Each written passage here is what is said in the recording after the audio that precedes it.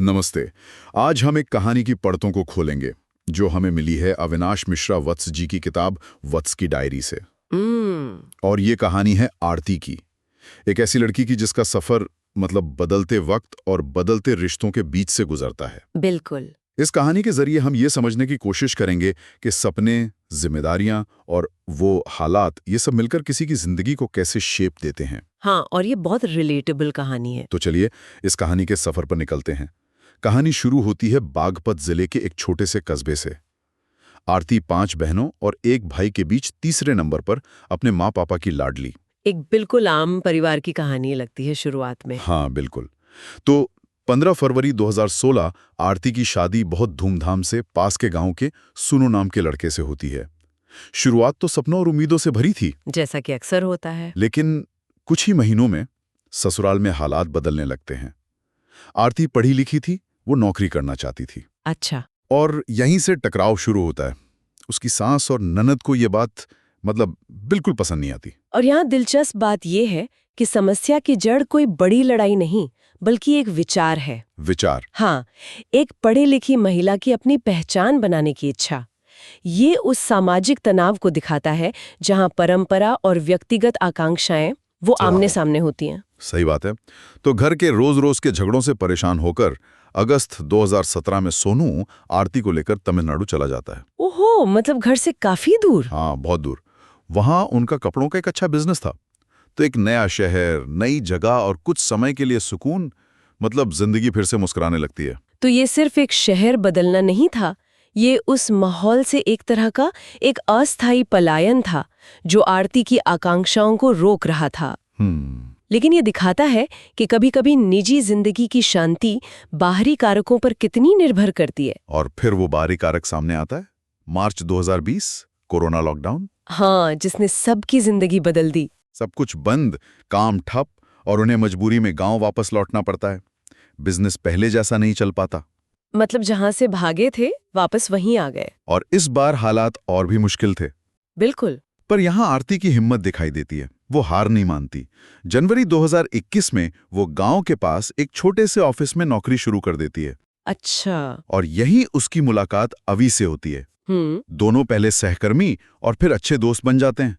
वो एक दूसरे से अपने सुख दुख बांटने लगते हैं।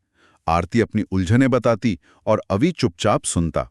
ये दोस्ती ये उस वक्त में एक भावनात्मक सहारे का काम करती है जब पेशेवर और पारिवारिक जीवन दोनों ही अनिश्चितताओं से भरे हुए हैं। सही। ये परिवार के बाहर एक ऐसा रिश्ता है जो आपसी समझ पर आधारित है, किसी अपेक्षा पर नहीं। लेकिन मुश्किलें भी खत्म नहीं हुई थी।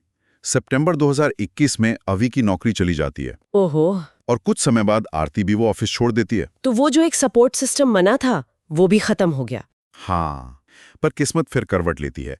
मार्च 2022 में आरती को छपरौली ब्लॉक में ब्लॉक मिशन प्रबंधक की नौकरी मिल जाती है। अरे वाह। एक अच्छी सरकारी नौकरी घर में फिर से खुशियां लौटाती हैं। ये तो बहुत बड़ी राहत की बात रही होगी। और फिर जिंदगी उसे सबसे खूबसूरत तोहफा देती है। नवंबर 2022 में पता चलता है कि आरती मां बनने वाली है। अच्छा। और अगस्त 2023 में एक प्यारी सी बेटी का जन्म होता है। ये कहानी का एक बहुत ही अहम मोड़ है।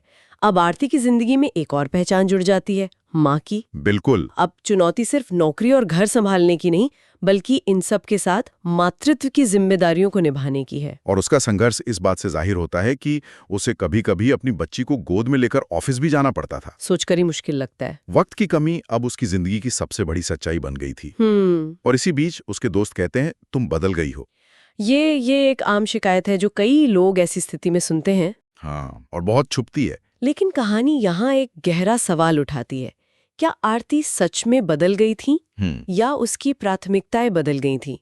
कहानी का नजरिया ये है कि आरती बदली नहीं, बस उसकी जिम्मेदारियां उससे पहले उठने लगी थीं। वो इंसान वही है, बस हालात अलग है। बिल्कुल। ये बहुत महत्वपूर्ण है। अक्सर हम किसी व्यक्ति में आए बदलाव को उसके व्यक्तित्व का बदलाव मान लेते हैं, जबकि वो उसके हालात और जिम्मेदारियों का एक प्रतिबिंब होता है। सही बात है। कहानी के अंत में कहा गया है कि अब उसकी दुनिया थोड़ी छोटी हो गई थी, लेकिन उसमें प्यार, संघर्ष और सच्चाई पहले से कहीं ज्यादा थी। तो ये थी आरती की कहानी। एक ऐसी औरत की कहानी जो सपने देखती है, उनके लिए लड़ती है, मुश्किलों से टकराती है और अपनी हर भूमिका को पूरी ईमानदारी से निभाती है। हाँ, कहानी की आखिरी पंक्तियां इस पूरे सफर का सार हैं।